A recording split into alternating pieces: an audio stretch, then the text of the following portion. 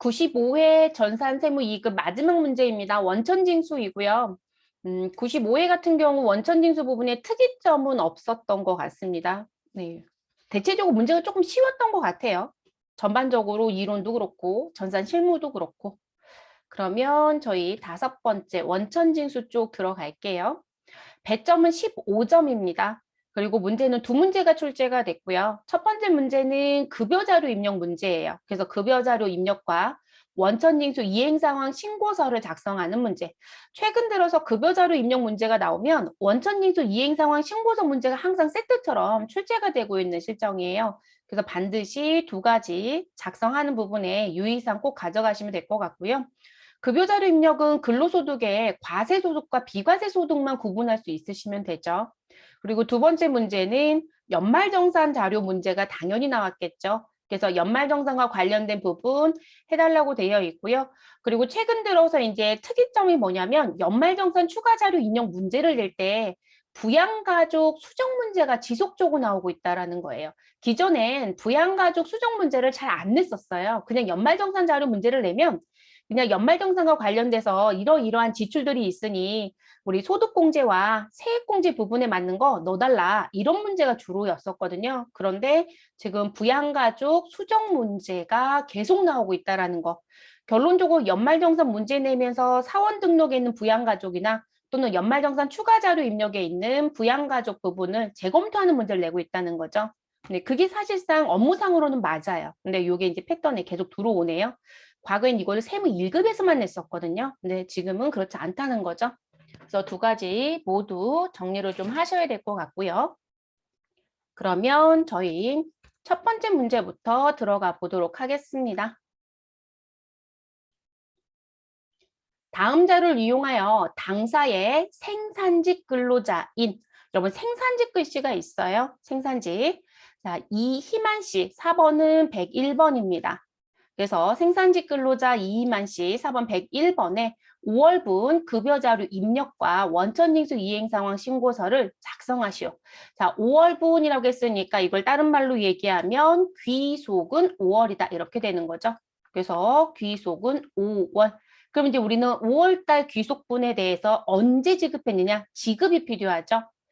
단 전월 미환급세액 23만 원이 있으며 이 전월 미환급세액은 원천징수 이행상황 신고서에 반영되는 문제를 낸 거예요.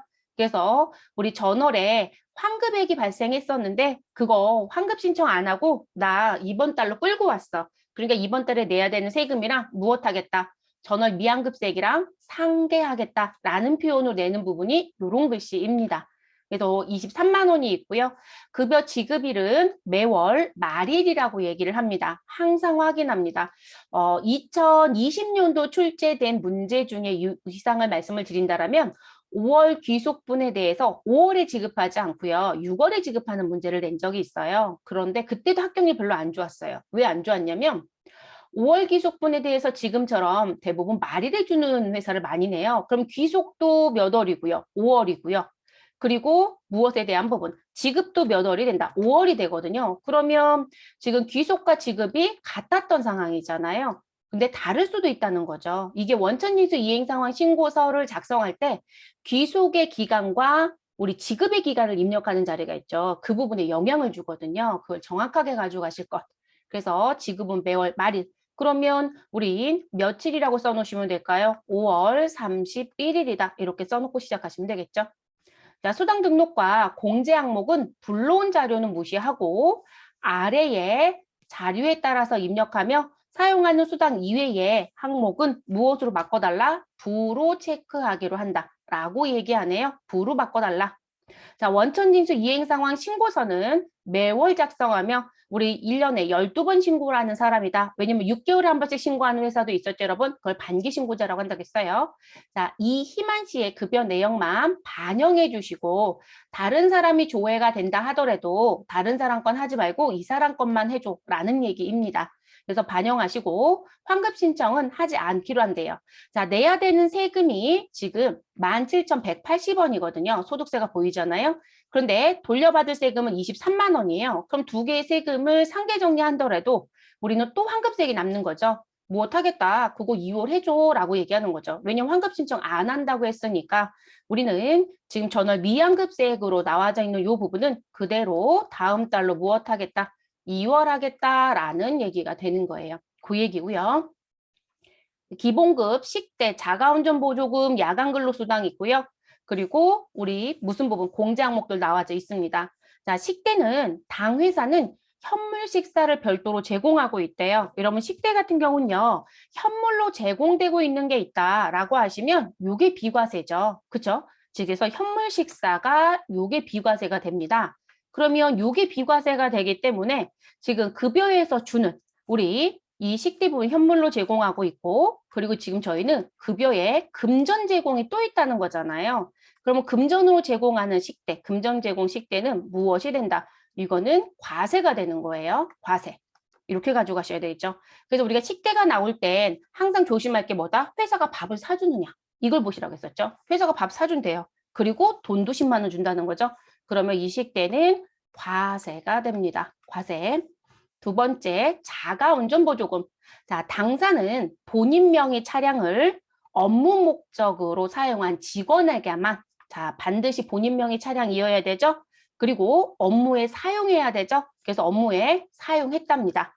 자, 그 직원에게만 자가운전 보조금을 지급하고 있다. 자, 요거를 충족하면 안 되죠. 별도의 우리 여비교통비 지원받으시면 안 돼요. 그래서 실제 발생된 교통비를 별도로 지급하지 않는다라고 얘기합니다.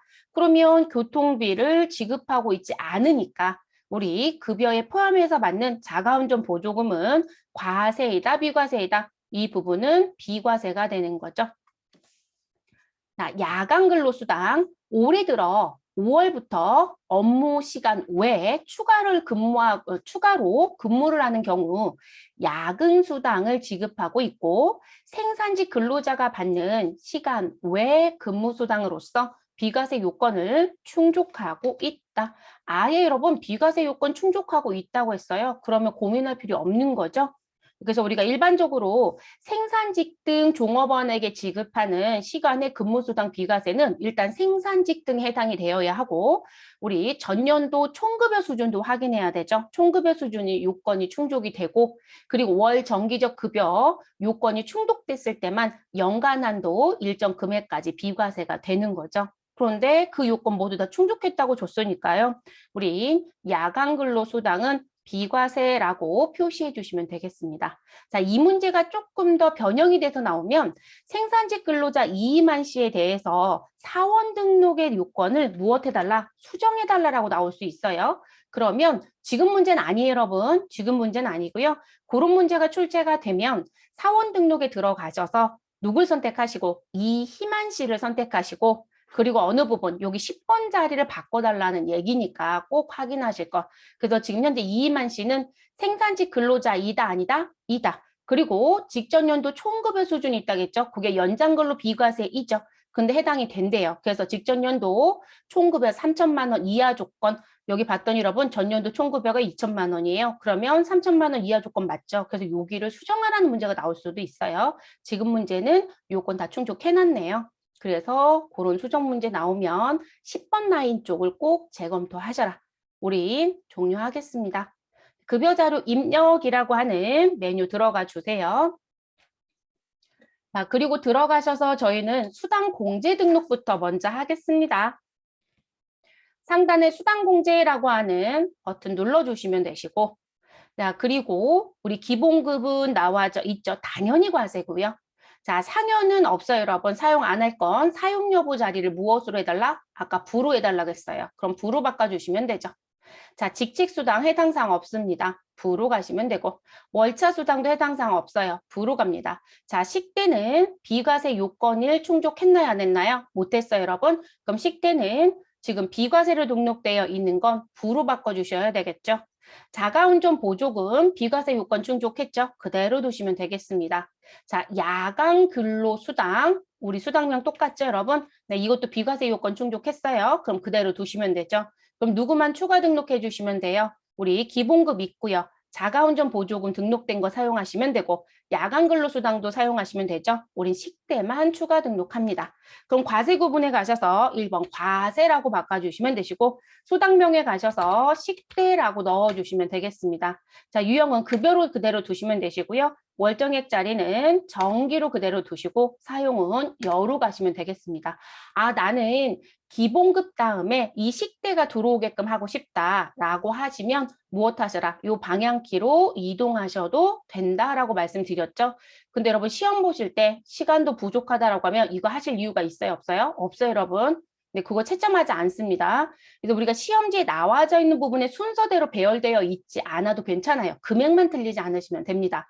그래서 이렇게 위치 변경하실 수 있다. 다 되셨으면 정리할게요. 그리고 여러분 지금 같은 경우는 수당 등록만 하시면 되죠. 왜냐하면 공제 항목은 소득세, 지방소득세, 국민연금, 건강보험, 장기 요양, 보양, 우리 고용보험까지는 모두 다 등록되어 있어요. 그대로 가시면 되고요. 그리고 이제 이런 분들이 계시는 것 같아요. 우리가 공부를 하실 때 이게 용도를 공부를 잘 안 하시나 봐요. 그러니까 이의제기 진짜 엉뚱한 이의제기들. 이 학자금 상환 부분에 가서 봤더니 사용 여부가 여로 되어 있어요. 자, 이 부분에 대해서 내가 부로 바꿨다. 그럼 너네 감점하니? 이렇게 물어보신 분이 있더라고요. 이 부분은 여러분, 이 학자금 상환금이란 부분이 여로 등록되어 있어도요. 우리 어느 부분에 밖에 공제 항목에 등록이 되지 않아요. 이거는 사원 등록하고 매핑해서 쓰셔야 되는 거거든요. 들어올 수가 없습니다. 그래서 우리가 일반적으로 사용 여부에 대해서 부를 하라고 할 때는 공제 등록 부분보다는 수당 등록 쪽 얘기예요. 그래서 이쪽만 손대시면 됩니다. 그래서 이거 여로 되어 있어도 등장 안 해요, 여러분. 우리는 진짜 등장하는지 안 하는지 볼게요. 그래서 이렇게 두시고요. 그리고 확인 눌러주시면 됩니다. 자, 귀속은 몇 월이라고요? 5월. 자, 지급은 언제 줬죠? 매월 말일. 그럼 5월 31일인 거죠. 자, 이희만, 이남동 두 사람이 조회가 돼요. 근데 우리 누구만 해달라? 이희만 씨 급여만 해달래. 해달라라고 되어 있죠, 여러분. 그럼 이남동 씨는 절대 손대시면 안 돼요. 그래서 이희만 씨만 선택을 합니다. 그리고 기본급 자리 가셔서 180만 원 입력. 자, 식대. 저는 위치를 바꿨죠, 여러분. 위치 안 바꿨으면 식대는 야간 근로수당 마지막에 등장했을 거예요. 반드시 해당되는 급여 항목과 금액을 맞춰서 넣으셔라. 식대 10만 원입니다. 입력. 자가운전 보조금 20만 원 입력. 야간 근로수당 20만 원 입력. 됐어요, 여러분? 그래서 우리 비과세가 되는 건 40만 원이죠. 그래서 여기 40만 원 들어온 거고요. 자, 그리고 공제 항목에 제가 분명히 학자금과 관련된 거 안 들어온다고 했어요. 안 들어요, 여러분. 그 자리가 여러 대회 때부터 들어오는 게 아니에요. 자, 그럼 국민연금에 가셔서 우리 여기 주어져 있는 거대로 그대로 넣으시면 되죠. 85,500원이고요. 자, 건강보험료는 59,280원. 자, 장기요양보험료는 6,820원. 그대로 가시면 되겠죠. 고용보험료 15,200원. 자, 그리고 소득세 주어져 있는 요건은 다 확인합니다. 17,180원, 지방소득세 1,710원. 됐어요. 그럼 입력 다 끝난 거죠. 자, 입력 모두 다 끝나셨으면 우리 무엇 하시면 된다? 메뉴 종료하시면 되겠죠. 그래서 우리 종료해 주시면 급여자료 입력은 마무리가 됐습니다. 그럼 급여자료 입력이 다 끝났으면 두 번째 원천징수 이행 상황 신고서 작성해야 되죠. 원천징수 이행 상황 신고서라고 하는 거 눌러주시면 되고요. 자, 그리고 원천징수 이행 상황 신고서에 가셔서 귀속은 몇 월? 5월. 지급은 몇 월? 5월. 그래서 여기 귀속기간과 지급기간 정확하게 넣으셔라. 그럼 엔터 하시고 5월 넣으시고 엔터 합니다. 그러면 귀속과 지급이 같을 땐 앞부분 귀속기간에 5월 한번 넣으시고 엔터 하시면 다 복사가 된다겠죠? 따라 붙어요. 자, 신고 구분은 정기신고도 엔터하면 그냥 무조건 정기신고선 되게 됩니다. 그럼 우리는 누구? 이희만 씨에 대한 인원 1명과 총 지급액 210만 원에 소득세 17,180원이 들어오게 됩니다. 됐어요, 여러분? 자, 요거로 끝내시면 안 되죠? 우리 반드시 전월 미양급세액 얼마가 있다? 23만 원이 있다. 자, 요 부분은 전월 미양급세액의 계산이라고 되어 있는 요 자리에 12번 자리가 있죠, 여러분? 요 12번 자리에 23만 원을 입력합니다. 그러면 당월에 내야 되는 납부세액과 무엇이 돼서 당월 조정 환급이 돼서 우린 지금 현재 납부 쪽에 있었던 금액이 당월 조정 환급에 들어오게 됩니다. 그래서 23만 원에서 17,180원을 빼서 요 금액 여기 19번 자리에 오는 거예요. 빼서 4월, 2월 환급세액 21만 2,820원이 되죠. 그래서 우리 환급은 신청하지 않기로 했어요. 그러니까 2월 시켜주시면 되는 거죠. 됐어요, 여러분? 그래서 이렇게 하시고 우리 요 메뉴는 마감, 우리 소위 말해서 저장 메뉴가 없죠, 여러분? 근데 메뉴 종료하면 저장하겠다고 묻죠. 꼭 저장하실 것. 그래야 답안에 수록이 됩니다. 되셨을까요? 다 되셨으면 장 종료시켜 주시면 되시고요. 데이터 저장하겠냐고 물으면 예 눌러주시면 되겠습니다. 됐을까요? 우리 빠진 거 있을까요? 없죠, 여러분. 그래서 급여 자료 입력은 이렇게 마무리가 됩니다. 그리고 대부분 여러분 급여 자료 입력 문제를 시험에 출제했을 때 합격률이 조금 더 높아요. 제가 분석을 해보면. 사원 등록이나 그런 쪽 문제 나오는 경우보다. 그러니까 급여 자료 입력이 조금 더 쉽다고 느끼는 것 같아요. 시험 보시는 분들이. 그래서 그런 것 같습니다. 자, 두 번째 문제 가겠습니다. 이남동 씨, 4번은 508번이고요. 사원의 2021년 귀속 연말정산과 관련된 자료는 다음과 같다. 자료를 이용하여 연말정산 추가 자료 입력 메뉴에 부양가족 탭을 수정하고 그리고 월세와 주택, 임차와 관련된 탭 그리고 연말정산 입력 탭을 작성해달라라고 되어 있습니다. 그럼 일단 저희는 연말정산 추가 자료 입력 메뉴를 열어보도록 할게요. 그럼 연말정산 추가 자료 입력이라는 메뉴를 클릭해 주시고 그리고 해당되는 부분 들어가서 정리시켜 주시면 되겠습니다. 됐을까요?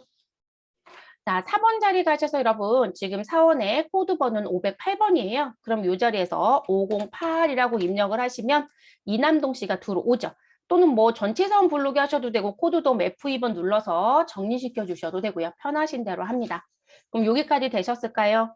그럼 여기서 이제 원하는 부분이 뭔 거예요? 지금 원하는 부분에 첫 번째 얘기가 부양가족 탭을 수정해달라. 그럼 여기 부양가족에 요 부양가족 수정해달라는 거죠. 근데 지금 보시면 본인을 뺀 나머지 부양가족이 모두 다 뭐로 되어 있다? 모두 다 부로 되어 있어요, 여러분. 일부러 이렇게 놨다는 거죠. 근데 이거 수정해달라는 거고요. 추가 등록이 필요한 사람은 추가 등록하시면 되는 거예요.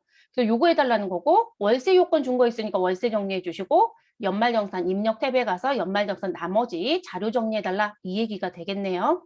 그리고 다시 한번 말씀드리지만 부양가족과 관련된 등록은 연말정산 추가 자료 입력에 부양가족이라는 탭에서 입력을 하셔도 되고 또는 어디에서 사원 등록이라고 하는 메뉴에 가셔서 우리 4번 508번인 이남동 씨를 선택을 하시고 부양가족 명세라고 하는 탭을 선택해서 이 자리에서 무엇 하셔도 된다. 수정하셔도 돼요. 그래서 여러분들이 편하신 대로 하실 것. 어떤 부분이 편한지는 여러분들이 더 아시잖아요. 그래서 어떤 부분 하시든 편하신 대로 하세요.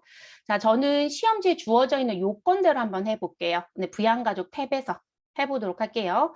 보장성 보험료부터 쭉 나와져 있는데 저희는 가족사항이라는 거 가지고요. 우리 부양가족과 관련된 내용 먼저 정리하겠습니다. 자, 가족사항을 봤더니 본인부터 아들까지 나와져 있고요. 본인 이남동 씨의 총 급여는 3천만 원이고요. 세대주라고 되어 있습니다. 자, 그리고 이남동 씨는 현재 주민번호가 1번으로 시작해요. 가운데 번호. 그러면 남자죠, 여러분? 그러면 일단 세대주 구분이 세대주로 되어 있어야 하고 그리고 남자이기 때문에 부녀자 공제는 해당 사항이 없습니다. 그리고 배우자가 있는지 확인하실 것. 근데 배우자가 있다는 거죠. 네, 그래서 지금 현재 배우자 최연수 씨가 있어요. 그래서 배우자가 있기 때문에 우리 한부모 공제는 관계가 없죠. 그리고 본인한테는 지금 현재 뭐 장애인이라든지 이런 얘기 한 적 없어요. 그러면 본인 거는 수정할 게 없는 거죠. 나머지 거 수정합니다. 자, 그다음 배우자 최연수 씨부터 볼게요. 배우자 최연수 씨는 우리 세 번째 있는 부분.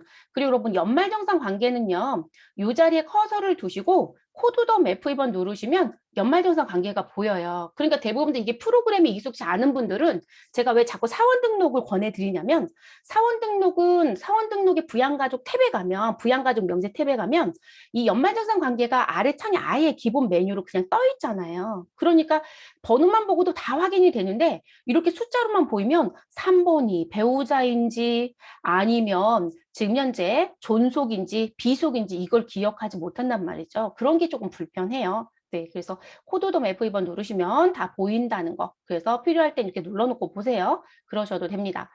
자, 그러면 배우자 최윤서 씨는 양도소득 금액 얼마가 있다? 120만 원이 있대요. 여러분, 우린 종합소득 종합소득이 아니죠. 소득금액 합계액 얼마가 넘어가면 100만 원이 넘어가게 되면 우린 부양가족에 들어올 수 있다 없다? 없어요, 여러분. 그러면 그 소득금액 합계액에 합산되는 금액이 뭐죠? 종합소득금액 더하기 퇴직소득금액 더하기 양도소득금액이었죠. 그럼 양도도 들어온다는 거죠. 근데 그 금액이 120만 원입니다. 그러면 100만 원 초과자죠. 그래서 이 사람은 부양가족에 지금 기본공제를 받을 수 있다 없다? 없다가 되죠. 그래서 지금 최연수 씨는 그대로 무엇 하시면 된다. 아, 부로 두면 된다. 됐어요, 여러분? 수정이 필요하지 않다는 거죠. 그대로 부로 둡니다. 그래서 지금 부 상태로 그대로 두실 것. 자, 그 다음. 자, 장모 김강화 씨. 자, 65세이고요. 기타 소득 금액 100만 원이 있대요. 여러분, 기타 소득 금액. 자, 기타 소득 금액 100만 원은 우리 얼마 이하까지 300만 원이죠. 그쵸? 자, 양도소득 금액은 100만 원이 맞아요. 기준금액이. 근데 기타소득 금액은 기타소득 금액 300만 원입니다. 그래서 300만 원 이하까지 무엇할 수 있다? 분리과세를 선택할 수 있다. 이렇게 얘기하죠. 분리과세 선택. 됐을까요, 여러분? 그러면 우리 장모 김강화 씨는 공제대상제에 들어와도 문제가 되지 않죠. 기본공제 대상제. 그리고 이러면 60세 이상이잖아요. 나이 요건에서도 문제 안 되죠. 됐을까요, 여러분? 그러면 지금 나와져 있는 부분에 우리 김강화 씨 부로 되어 있는데 이 부를 뭐로 바꿔주셔라? 60세 이상으로 바꿔주시면 되겠죠. 됐을까요? 그리고 나머지는 해당 사항 없으니까 그대로 그냥 엔터 해주시면 되는 거고요. 됐을까요? 그래서 이렇게 마무리. 자, 네 번째 동생 이송도 34살입니다. 여러분 형제자매는 20세 이하이거나 60세 이상 조건이어야 해요. 그쵸? 자, 그런데 이 사람은 지금 현재 연령에서 일단 문제가 있습니다. 연령에서 일단 문제가 있고요. 나이에도 문제가 있다. 자, 그리고 일용근로소득 600만 원이 있대요. 자, 일용근로소득은 우리 무엇으로 배우셨다? 무조건 분리과세로 배웠어요. 그쵸? 무조건 분리과세. 자, 그럼 이러면 무조건 분리과세이면 우리 합산되는 소득이 없다로 지급하는 거죠. 그러면 결론적으로 소득을 0으로 보시면 되는 거예요. 아, 그럼 소득엔 문제가 없어요? 그러면 우린 그 다음에 무슨 부분? 아, 연령 때문에 안 됩니다. 그런데 비고란에 가서 보니 뭐라고 되어 있다. 아, 지금 동생 이송도는 장애인이고 그리고 국가 유공자에 해당되는 사람이다 라고 되어 있습니다. 그럼 우린 장애는 세 사람이 있었죠, 여러분. 그죠? 보건복지부 장애가 있었고요. 무슨 얘기인지 아시죠? 그래서 그 장애 요건에 해당되는 보건복지부 장애가 있고 그리고 국가 유공자에 해당되는 우리 상해자에 해당되는 장애가 있고 그리고 질병 치료 목적 때문에 나와지는 게 있었죠, 여러분. 우리 생계를 할 수가 없다, 뭐 학업을 계속할 수 없다라는 부분 때문에 나오는 장애. 그래서 이 세 가지 장애에 해당이 된다라면 우리 연령은 무엇이 된다? 따지지 말아라. 그러면 장애인은 소득 요건이 충족됐다라면 21세부터 몇 세, 우리 59세에 있는 사람도 공제 대상에 들어온다겠죠? 그럼 되는 거죠? 그래서 지금 동생 이송도 씨는 공제가 가능합니다.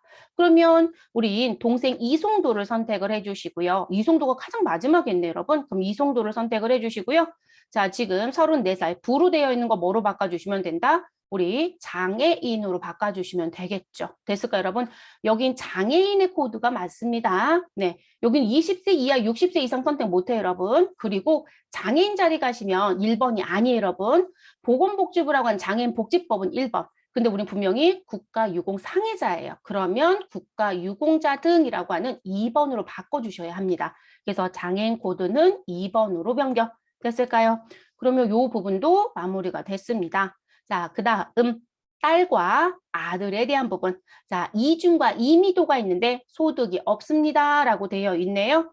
자, 그러면 우린 직계 비속은 20세 이하이고 소득이 없다라고 한다면 공제 대상에 들어오는데 문제 있어요? 없어요, 여러분. 그래서 딸과 아들 둘 다 공제 받으시면 되겠죠. 다만 지금 나와져 있는 부분에 지금 이미도라고 하는 6세인 자녀는 우리 자녀 세액공제를 받을 수 있느냐라는 거. 자녀 세액공제 못 받죠? 7세 미만이에요, 여러분. 그런데 9살인 딸은 자녀 세액공제를 받을 수 있다, 없다? 있다가 되죠. 이거 고민해 봐야 되겠죠? 자, 그러면 입력해 볼게요. 자, 그러면 저희는 누구부터? 우리 딸 이준부터 그러면 부로 되어 있는 걸 몇 세? 20세 이하로 바꿔줍니다. 그럼 자녀 세액공제 동그라미 되네요, 여러분. 됐을까요? 자, 이미도 6세인 자녀, 20세 이하 자녀 선택합니다. 그리고 자녀에 대한 부분은 여러분이 강제로 선택만 안 하시면 되겠습니다. 자동 체크 안 되잖아요. 이거 모르신 분들 자꾸 동그라미 본인들이 하시거든요. 안 하셔야 된다는 거. 됐을까요? 그래서 나온 부분.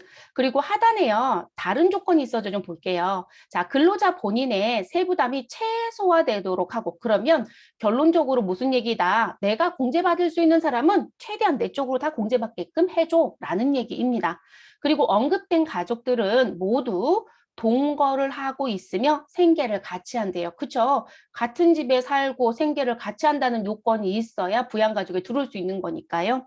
자, 가족 구성원 모두 주택을 소유하고 있지 않으며 우리 월세 얘기가 있어서 그렇겠죠. 자, 제시된 자료 외에 다른 소득은 없다고 가정한다. 자, 그리고 월세와 관련된 부분은 요건을 충족하였다라고 줬어요. 여러분 월세는 일단 무주택자이어야 하며 국민주택 규모를 월세로 얻어서 살고 있어야 하고 그리고 또 뭐가 있었죠, 여러분? 우리 지금 만약에 이 면적이 국민주택 규모가 넘어간다라고 하신다라면 다른 요건에서 봐줬을 때 우리 월세에 대한 그 기준 시가 금액이 있어요. 네, 그래서 이제 그 부분들이 또 충족할 수도 있고요. 그리고 또 무슨 부분이 있었다? 우리 집이 없어야 되죠. 네, 무주택자여야 되죠. 그리고 총급여 얼마? 7천만 원 이하 요건 충족됐어야 되고요. 근데 어쨌든 월세와 죄송합니다. 월세 세액공제와 관련된 요건은 충족한다고 줬네요. 자, 그리고 이송도 씨, 동생이 지금 국가유공 상해자잖아요. 근데 그 부분에 가서 봤더니 국가유공자 등 예우 및 지원에 관한 법률에 의한 상해자이다. 그러니까 장애인 요건에 문제가 없는 사람입니다. 라는 표현입니다. 됐을까요? 그래서 그런 얘기들. 그러면 저희는 지금 요건에 맞춰서 입력이 모두 다 끝난 거죠. 그래서 지금 무슨 부분, 부양가족과 관련된 부분들 입력이 모두 다 끝나게 되면 지금과 같은 상태로 마무리가 되져야 합니다. 그래서 본인은 수정사항 없었고요.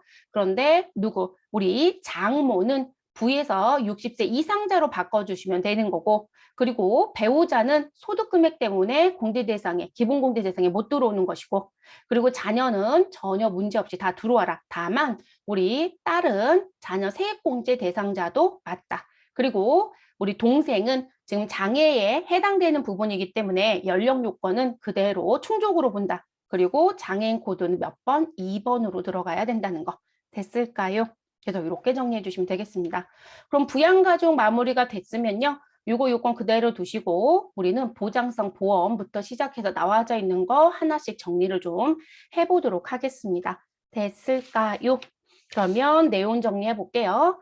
자, 우린 요 요건 놓고 여러분 내용 정리 다 OX 한 다음에 한꺼번에 넣어볼게요. 지금 나와져 있는 부분에 보장성 보험에 대한 부분. 자, 우리 보장성 보험은 반드시 알아두셔야 되는 게 있죠, 여러분. 지금 보험에 가서 봤더니 이송도, 이모도 이렇게 들어와요. 그러면 내 거 말고도 다른 사람 거도 있다는 거죠. 본인과 부양가족 거 다 들어온다는 거죠. 그러면 일반적으로 보험료 세액공제를 받으려면 우리 연령에 대한 거 규제한다, 안 한다? 한다. 자, 그리고 그 사람이 지금 현재 벌어들인 소득에 대한 소득금액 합계액도 규제한다, 안 한다? 한다라겠어요.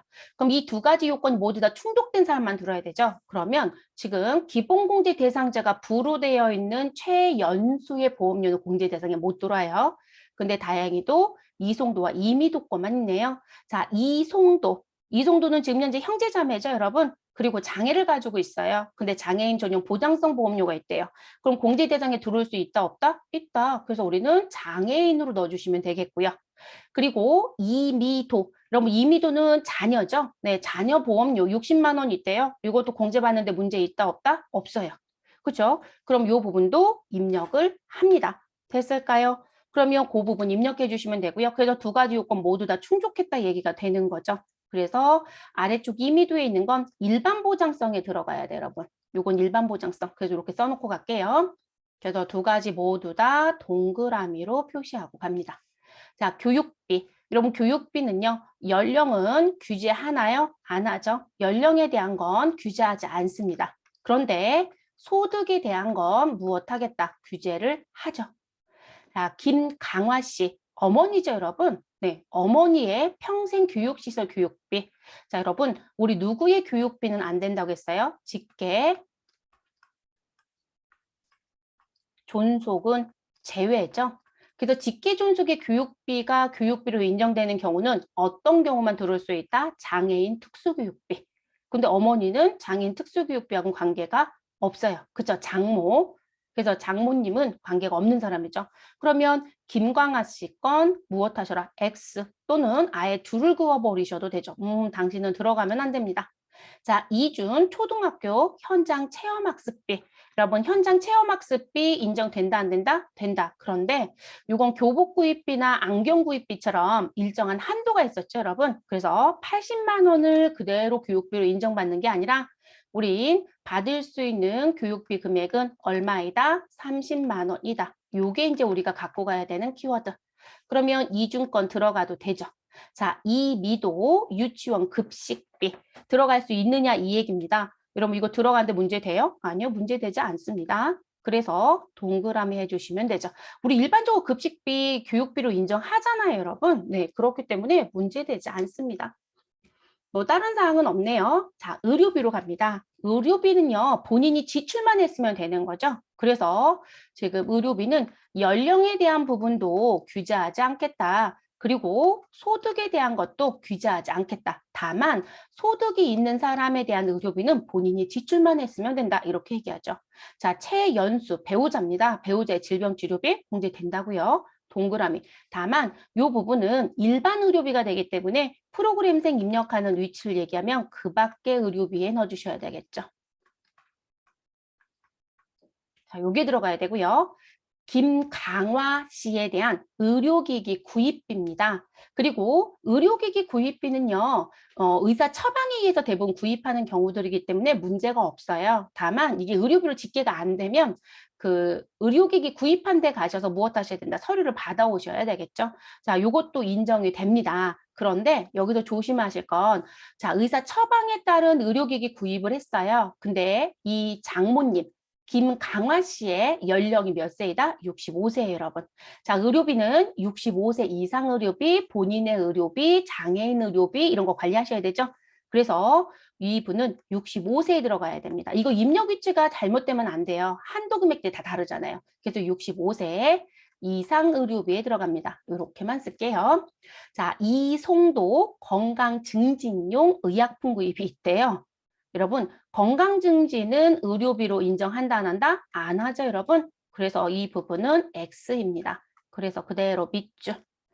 자, 그 다음 기부금. 그럼 기부금은요, 연령에 대해서 규제를 하나요? 규제 안 하죠. 그런데 소득에 대해서는 규제를 한다이죠. 자, 이준의 불이웃돕기 성금. 이준은 현재 딸이에요, 여러분. 네, 딸은 기본공제 대상이니까 연령도 소득도 다 충족한 사람인 거죠. 자, 그래서 불이웃돕기 성금이 있습니다. 이 문제는 또 오류가 됐고요.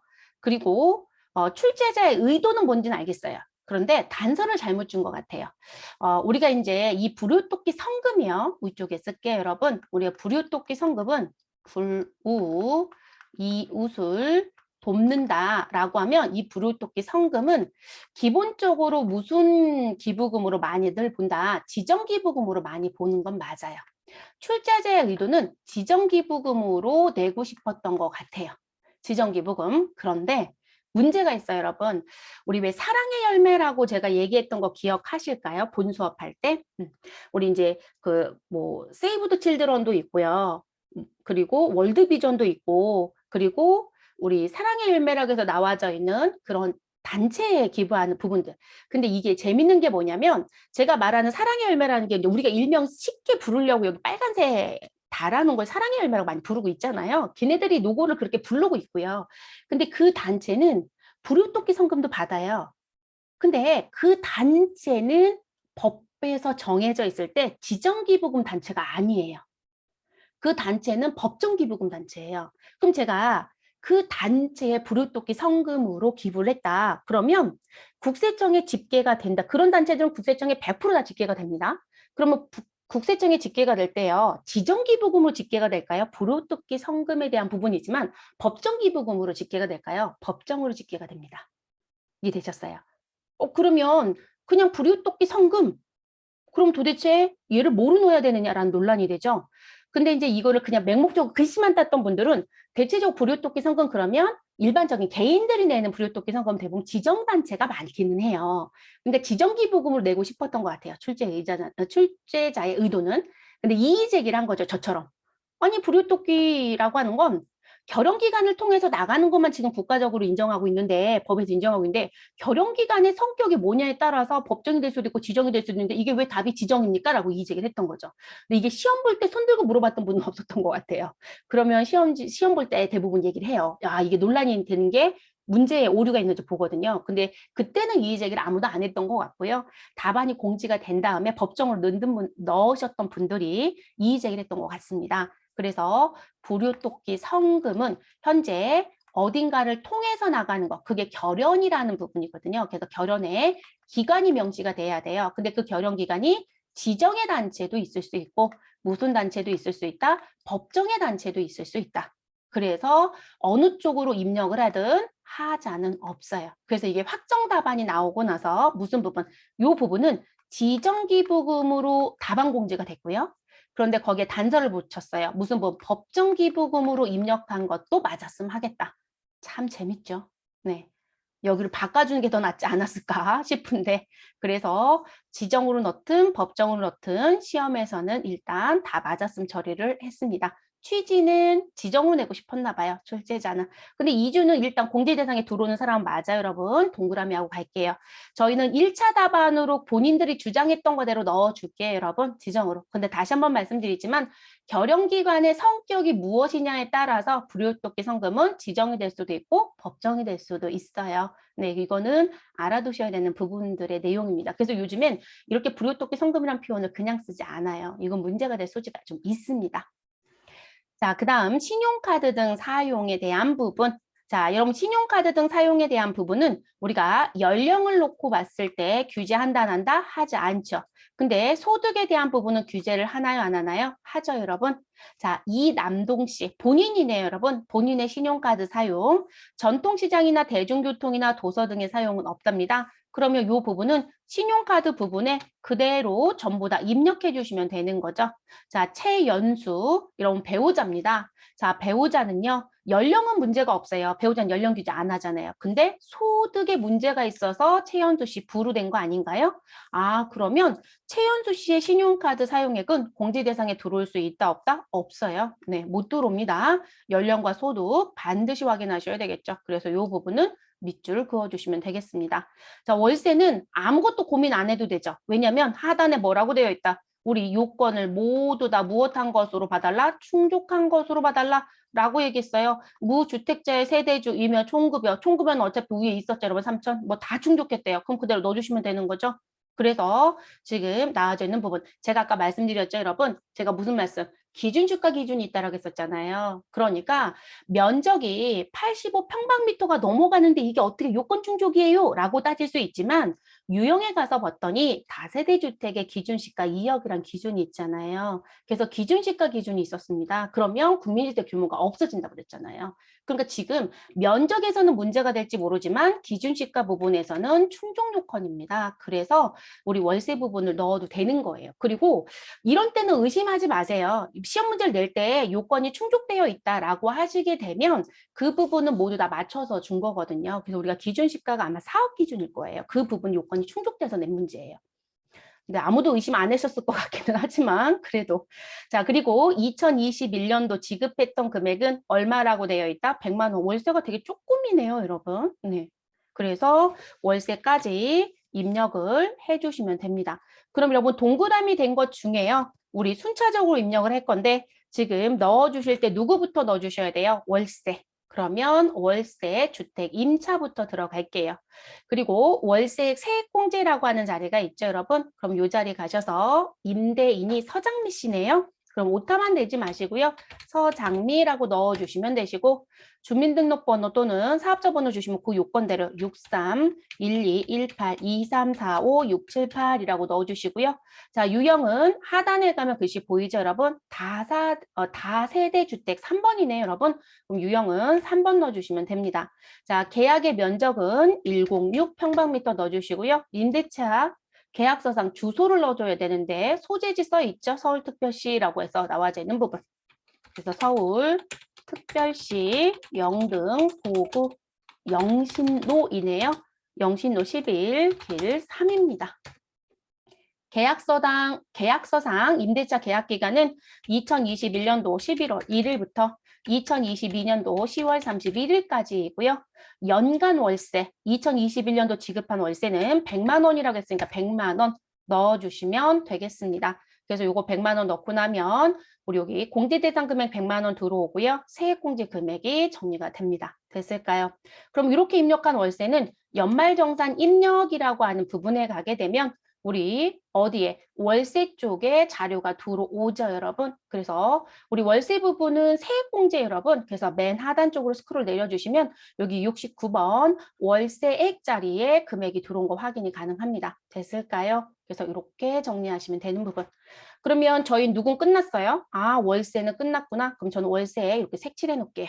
자, 그 다음 신용카드 먼저 넣을게요. 왜냐면 신용카드가 소득공제니까요.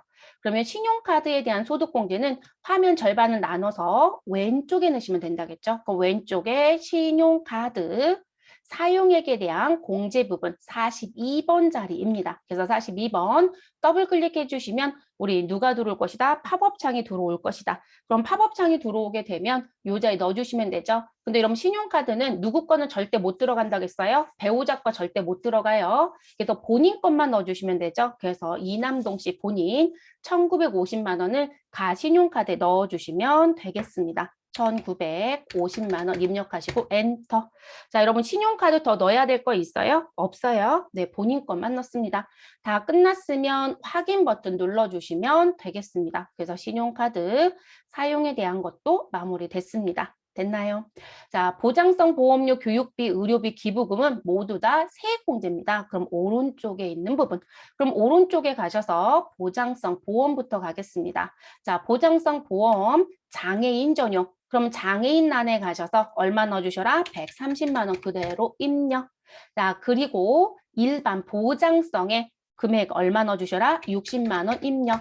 그러면 이렇게 입력해 주시고 마무리 됐을까요? 그럼 정리 끝난 거네요. 자, 요거까지 다 정리 끝난 거고요. 그 다음 보험료 입력 끝났으면 그 다음 거 갈게요. 교육비. 자, 61번 교육비를 보겠습니다.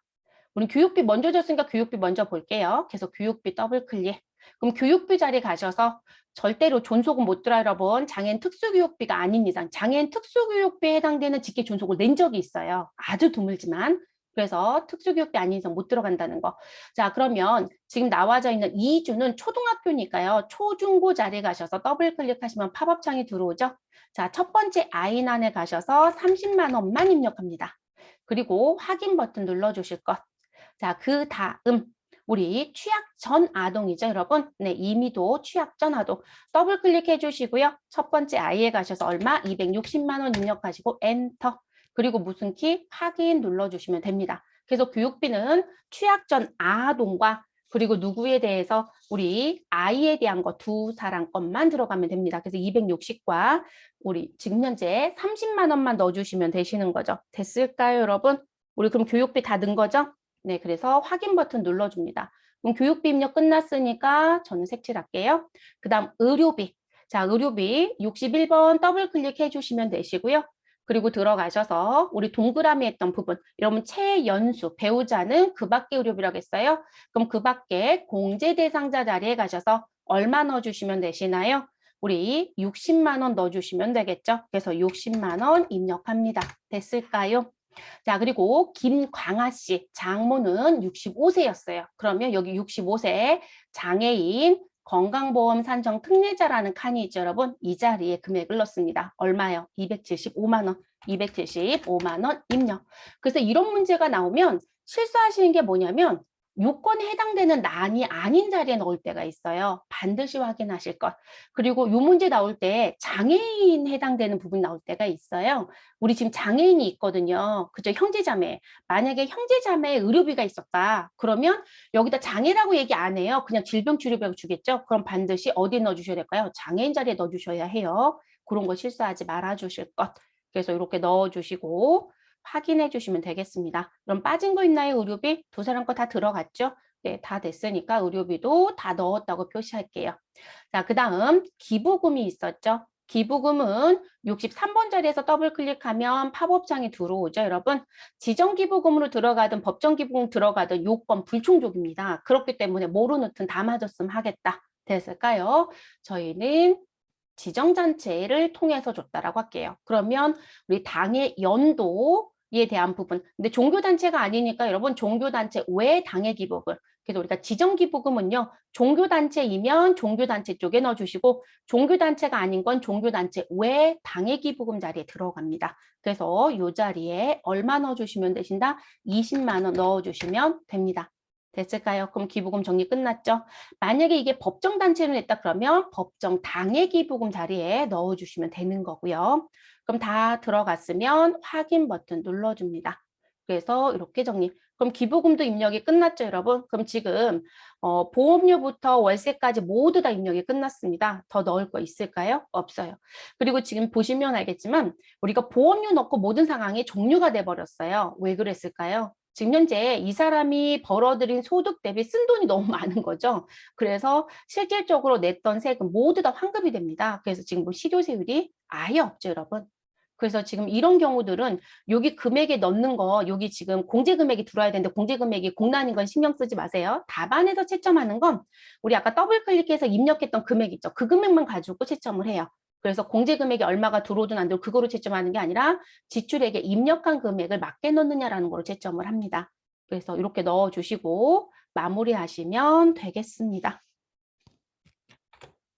자, 빠진 게 있을까요, 여러분? 빠진 거 없죠? 네, 다 끝났습니다. 그러면 종료시켜 주시고 우리는 배점 10점 획득했다고 보시면 되겠습니다. 자, 이렇게 해서 95회 우리 연말정산 관련된 부분까지 진행해서 원천징수까지 모두 다 마무리가 됐습니다. 네, 다음 시간에는 94회 이론부터 다시 또 풀어보도록 하겠습니다.